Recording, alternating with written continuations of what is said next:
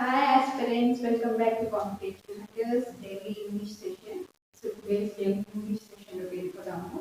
So మనం ఎప్పట్లానే మనము daily vocabulary, idioms and phrasal verbs cover చేసుకుంటూ ఉంటాము. Okay, so this is my new channel. So please don't forget to subscribe, like, share and comment in the comment section. Don't forget to comment, show your love, me opinions, me feedback ఏమన్నా సరే comment box comment చేయండి. Don't hesitate to comment. Okay. So let's move into the today's class.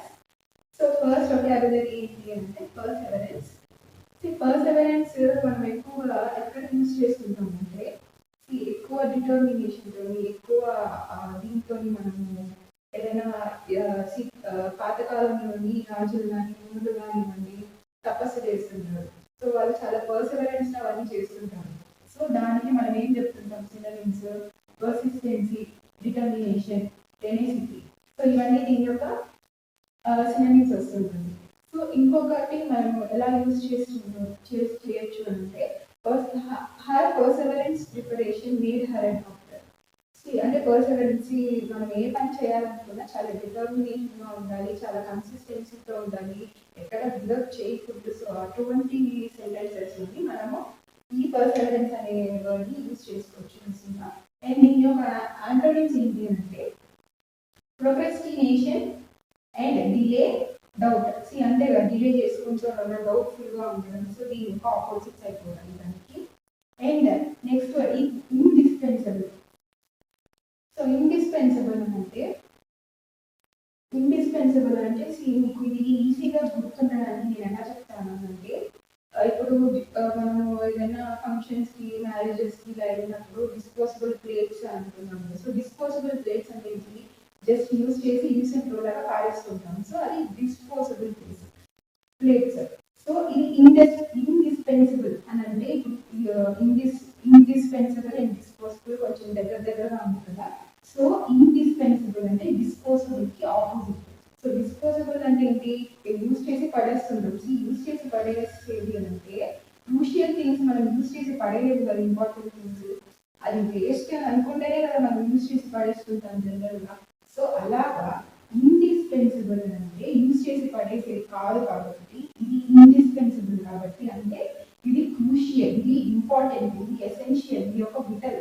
Vital అనేది కూడా మనం బయాలజీలో కానీ ఏదైనా concepts ఏదైనా estates ఇలాంటివన్నీ ఎక్కువ యూజ్ చేస్తుంటారు.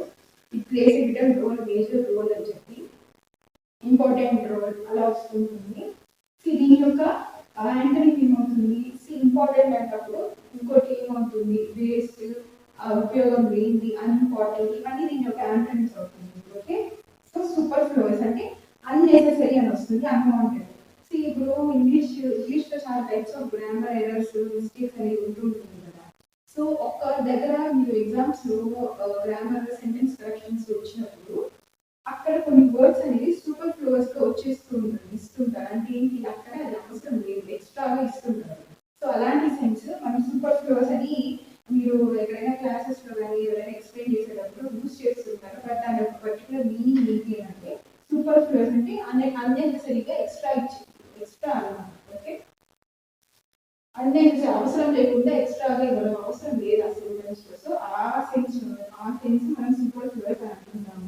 సో దీని యొక్క మీనింగ్ ఏంటి అని అంటే అన్ఇంపార్టెంట్. ఓకే, ఫైనల్ గా దీని మీనింగ్ ఏంటి, unimportant. So next unnecessary. Okay, next మన థర్డ్ వర్డ్ లోకి వెళ్ళిపోదాము. So third word ineffable. Ineffable అంటే ఏంటి, too great to be expressed. అంటే ఇప్పుడు మనం ఎవరైనా కాన్వర్సేషన్ చేసేటప్పుడు, ఎవరైనా చూడాలనుకున్నప్పుడు, లేదంటే ఎవరికైనా మంచిగా మాట్లాడేటప్పుడు మనం జస్ట్ చెప్తుంటాం కదా, నీ గురించి అసలు చెప్పడం అబ్బా, నువ్వు చాలా గొప్పోడివి అని చెప్పి అంటూ ఉంటాం కదా. సో ఆ సెన్స్ లోని మీకు ఇలాంటి టైప్ ఇట్లాంటివి జనరల్ గా చెప్తుంటారు, చాలా గ్రేట్, నీ గురించి చెప్పలేము, అసలు చెప్పడానికి వర్డ్స్ సరిపోదు, సో ఇలా అంటుంటారు కదా. సో ఇప్పుడు ఎప్పుడైనా మీకు అలా అనాలి, అలాంటి సిచ్యువేషన్స్ వచ్చినప్పుడు యు ఆర్ ఇన్ఎఫబుల్ అనే వర్డ్ ని యూజ్ చేయండి. అంటే నువ్వు చెప్పడానికి, నువ్వు అసలు డిస్క్రైబ్ చేయడానికి కూడా నువ్వు సరిపోవు అనేటట్టు. Okay, so ineffable. దీని యొక్క సినోనిమ్స్ ఏమవుతుంది, indescribable and indescribable and untold and incredible. Untold మీకు ఎక్కడ ఉంటారు,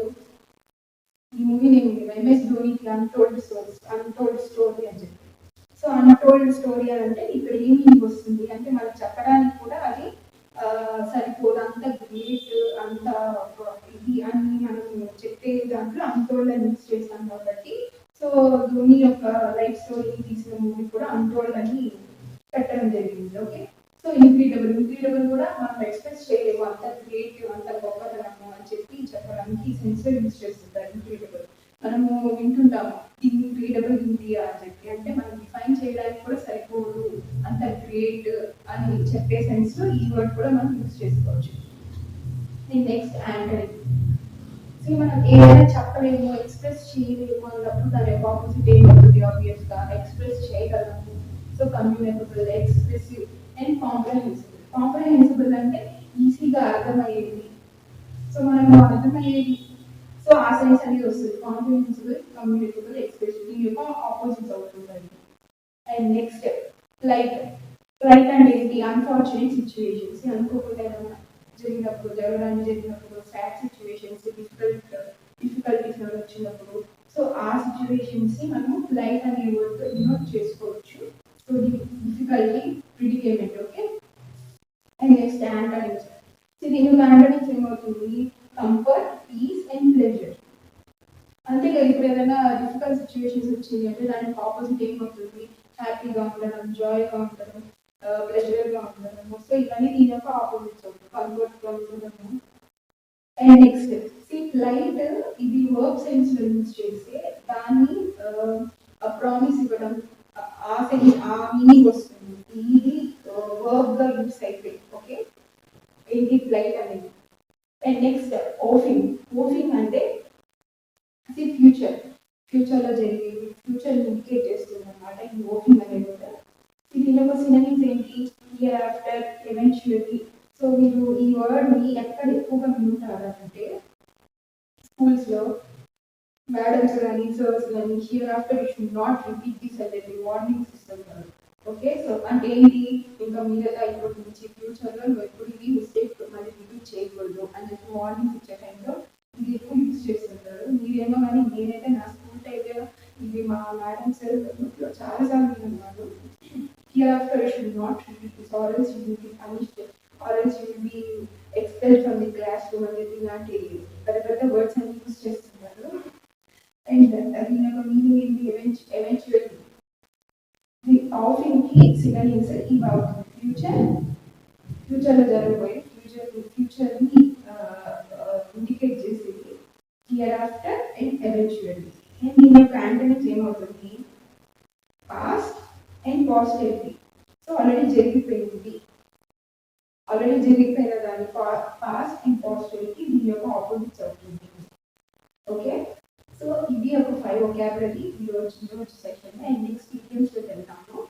ఓకే, సో టోస్ మీరు నిలబడండి. మీరు ఎలా ఉంటారు? అలర్ట్గా ఉంటారు అంటే నేను పట్టుకుంటాను అని చెప్పి సో అన్ని చూసుకుంటూ ఉంటారు, అలర్ట్గా ఉంటారు. సో దీని యొక్క మీనింగ్ ఏమవుతుంది? అలానే ఆన్ వన్ టోస్ అంటే being alert. Okay, and next second idiom in high speeds.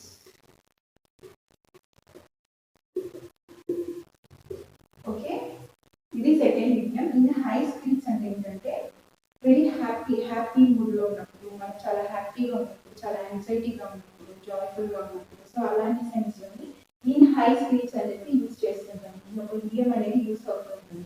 Okay, and next third.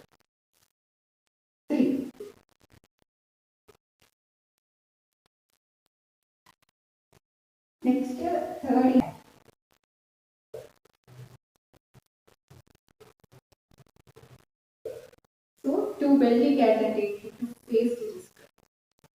దీని యొక్క ఇడియం ఒక మీనింగ్ ఏంటి? టు ఫేస్ రిస్క్ అంటే రిస్క్ ని ఫేస్ చేయడం. టు వెల్దీ క్యాట్ అంటే మనం ఏదైనా ఒక కంపెనీ ఏదైనా హై రిస్క్ డెసిషన్స్ తీసుకుంటున్నాం, సో ఆ సిచ్యువేషన్స్ లో మేనేజర్స్ కానీ లేకపోతే పెద్ద ఆఫీసర్స్ కానీ so we are ready to bell the cat అంటే we are ready to face the risk. So you can go on with this implementation or with this project, you can go on with this project. We are ready to wear the cat అంటే we are ready to face the risk. ఎటువంటి types of risk వచ్చినా మేము face చేయడానికి రెడీగా ఉంటాం. So ఎప్పుడైనా idioms యొక్క beautiness ఏంటి అంటే ఇడియమ్స్ ని మనం మీనింగ్స్ తెలుసుకుంటే దాని యొక్క యూసేజ్ ని మన కాన్వర్సేషన్ లో యూజ్ చేస్తే అది చాలా చాలా చాలా యూజ్ వస్తుంది. వినడానికి వినసొంపుగా ఉంటుంది అండ్ ఒక ఆఫీషియల్ లాంగ్వేజ్ లా కూడా ఉంటుంది. ఇడియమ్స్ ఫ్రేజల్ వర్డ్స్ యూజ్ చేస్తుంటే daily apart from vocabulary also gives the same beauty like your language, but apart from vocabulary, idioms and phrasal verbs also gives you the same beauty. So ఇది చాలా easy గుర్తుపెట్టుకోవడానికి కూడా ఇవన్నీ easy on one stores. ఈ doors మీద నుంచుంటే చాలా జాగ్రత్తగా ఉంటారు, నేను ఎక్కడ పడిపోతాను అని చెప్పి జాగ్రత్తగా కేర్ఫుల్గా ఉంటారు. సో అదే దీని యొక్క meaning on one stores. So మీకు ఎప్పుడైనా బీ అలర్ట్ కేర్ఫుల్గా ఉండు అని చెప్పేదానికి కేర్ఫుల్గా ఉండని చెప్పడం వల్ల బీ ఆన్ వన్ స్టోర్స్ అని చెప్పి యూజ్ చేయొచ్చు కదా. సో ఇలాంటి ఇడియమ్స్ కూడా మీరు డైలీ యూసేజ్లో యూజ్. సో మనం ఫోర్త్ ఇడియంలోకి వెళ్ళాము. ఫోర్త్ ఇడియం వచ్చి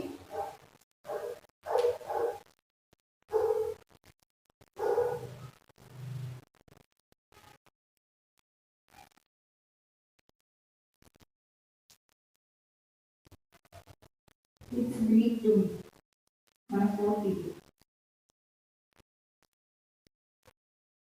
సో ఇది మీరు వినే అంటారు ఆబ్వియస్గా. ఇట్స్ గ్రీక్ టు మీ అంటే ఏదైనా కొత్త లాంగ్వేజ్ లేకపోతే ఏమి కొత్తగా ఉంది, అంత ఏం తెలియట్లేదు, ఏమి అర్థం కావట్లేదు. సో అటువంటి సిచ్యువేషన్స్లో మనము ఇట్స్ గ్రీక్ టు మీ అని యూజ్ చేస్తుంటాం. ఎందుకంటే గ్రీక్ లాంగ్వేజ్ అనేది అంత ఎవరికి తెలుస్తుంది. సో అందుకని ఇడియం అనేది యూసేజ్లోకి వచ్చింది. Okay, so next fifth idiom ఏంటంటే ఈరోజు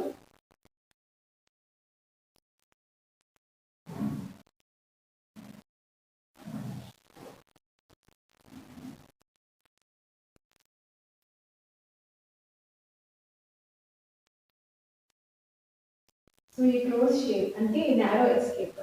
ఈ నారో ఎస్కేప్ అంటే జస్ట్ మిస్లో సేవ్ అయిపోయారు, జస్ట్ మిస్ అయింది అని అంటున్నాను, నారో ఎస్కేప్. సో ఇది మీకు బాగా గుర్తుండాలి అంటే మీకు ఇంకా ఫన్నీగా ఒక చెప్తాను.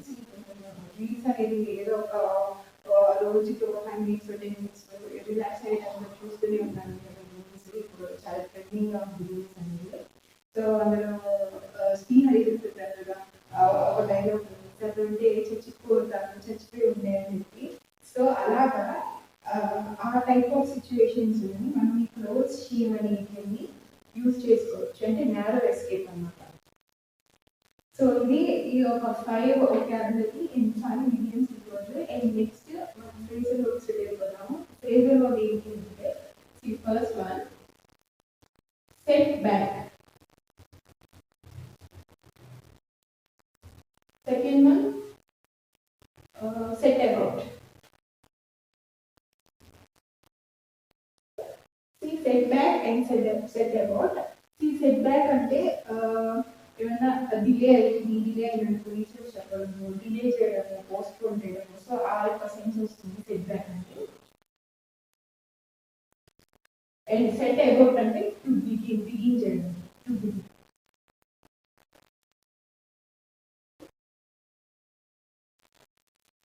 సో సెట్ బ్యాక్ అంటే డిలే చేయడం. దీని యొక్క ఎగ్జాంపుల్ ఏంటి అంటే మీకు అందరికి తెలుసు, నేను ఫ్రేజల్ వర్బ్స్ ఒక ఎగ్జాంపుల్గా చెప్తుంటాను. ఆల్రెడీ ఒక 3 టాపిక్స్ ఫ్రేజల్ వర్బ్స్ అనేది డైలీ సెషన్స్ కవర్ చేసేసాను. సో ఇది మీకు కొత్తగా నేను స్టార్ట్ చేస్తున్నా. సెట్ మీద వచ్చే ఫ్రేజల్ వర్బ్స్ అన్ని. So set back, set about, set fourth, so ఇలా వస్తుంది. డైలీ మనం 2 కవర్ చేస్తాము. సో 5 చేస్తుంటే లైక్ అది ఓవర్లోడ్ అయిపోవడము, గుర్తుండకపోవడము, సో ఇలాంటివి జరుగుతుంటాయని నేనే ప్రతిరోజు ఒక 2 ఫ్రేజల్ వర్బ్స్ తీసుకొచ్చాను. సో అంతకుముందు ఏంటంటే మీకు 5 ఫ్రేజల్ వర్బ్స్ కవర్ చేయడం జరిగింది. So set back, the set back reasons of Harita was did not agree by the manager. So అంటే అది అయినందుకు రీజన్స్ అని చెప్పుకుంది. సో అది మేనేజర్ ఏంటంటే అది తనతో కన్విన్స్ అవ్వలేదు. సో ఇటువంటి టైప్లో మనం సెట్ బ్యాక్ అనే ఫ్రేజల్ వర్బ్ యూజ్ చేసుకోవచ్చు. Set about, he set about a new business with his friends, with collaboration of the other MNC company. So అలా సెంటెన్స్ అనేది వస్తుంది. సో స్టార్ట్ చేయడం ఏదైనా ఇటువంటి సెన్స్ సెట్ అబౌట్ అని ఫ్రేజల్ వర్బ్స్ మనం యూజ్ చేసుకోవచ్చు. సో ఇది అనమాట ఈరోజు జరిగిన session. 5 vocabulary 5 videos and 2 phrase works. Daily English session ఉంటుంది. దీని యొక్క నోట్స్ మీకు ఇన్స్టాలో స్నాప్స్ అనేది పెడతాను. You know need to note it down, అంటే హరిబరిగా రాసుకొని అవసరం లేదు, స్క్రీన్ షాట్స్ తీసుకొని అవసరం లేదు. మీరు ఇన్స్టాని ఫాలో చేస్తే లింక్ మీకు ఈ వీడియో కింద పెడతాను. సో లింక్ మీరు ప్రెస్ చేసి ఇన్స్టా అకౌంట్ అనేది ఓపెన్ అయిపోతుంది. సో అందులో ఫాలో కొడితే మీకు ఇంకేమైనా అప్డేట్స్ ఉన్నా, క్లాసెస్ యొక్క అప్డేట్స్ కానీ, ఇంకేమైనా కాంపిటేటివ్ ఎగ్జామ్స్ గురించి నోటిఫికేషన్స్ పరంగా ఏదైనా సరే, ఎడ్యుకేషన్ రిలేటెడ్ ఏదైనా సరే మీకు యూట్యూబ్లో అండ్ అలాగే ఇన్స్టాలో రెండింటిలో అవైలబుల్ ఉంటుంది. దీని యొక్క స్నాప్స్ మాత్రం, నోట్స్ యొక్క స్నాప్స్ మాత్రం మీకు ఇన్స్టాలోనే అవైలబుల్ ఉంటుంది. ఓకే, సో సెషన్ ఎలా ఉందో just show your love in the comment section. Please comment. Your comments is very valuable for me. Okay, show your love by sharing, liking and subscribing. Okay, please subscribe, share for your friends. నేను చాలా ఎఫెక్టివ్గా content అనేది ఇస్తున్నాను మీకు. Okay, so I hope this will be